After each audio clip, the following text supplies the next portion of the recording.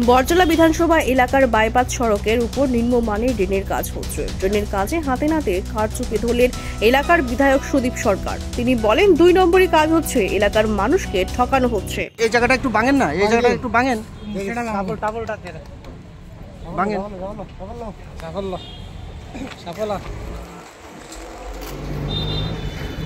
একটু ভাঙেন। কই সেটা লালচি মুখা লালচি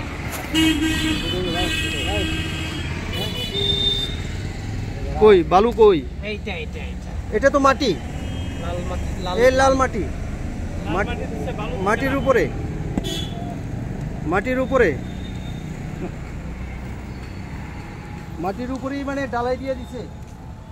এরকম শুকনো একটা মাটি দিচ্ছে আর আচ্ছা, শুকনা মাটির উপরে ডালাই ঢেলে দিছে, রাত ডালাই।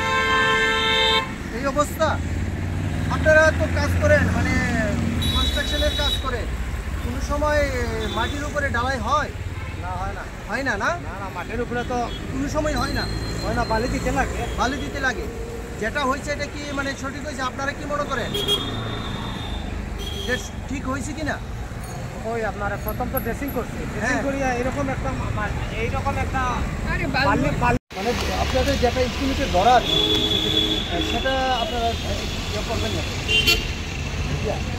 না না, আমি এমএলএ সাহেব বলছি, আপনাদের যেটা ধরা আছে সেটা কেন করবেন? বর্ষার সিজন হোক না হোক সেটা তো আপনাদের করা উচিত। এটা করা হয়েছে, এখানে আমাদের কাজ করে আছে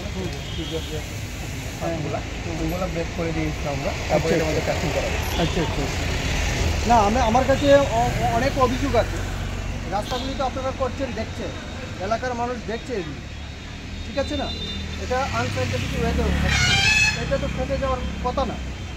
আপনারা যদি সঠিকভাবে জলে তো এটা মানে ফাটার কথা না, যখন থাকে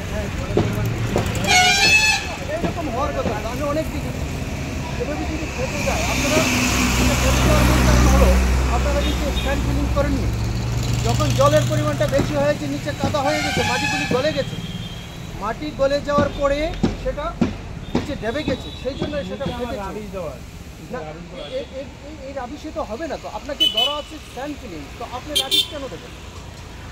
স্যান্ড ফিলিং যদি আপনার ধরা থাকে তাহলে স্যান্ড ফিলিংয়ে আপনার এটা কেন করবেন? স্যান্ড ফিলিং আমরা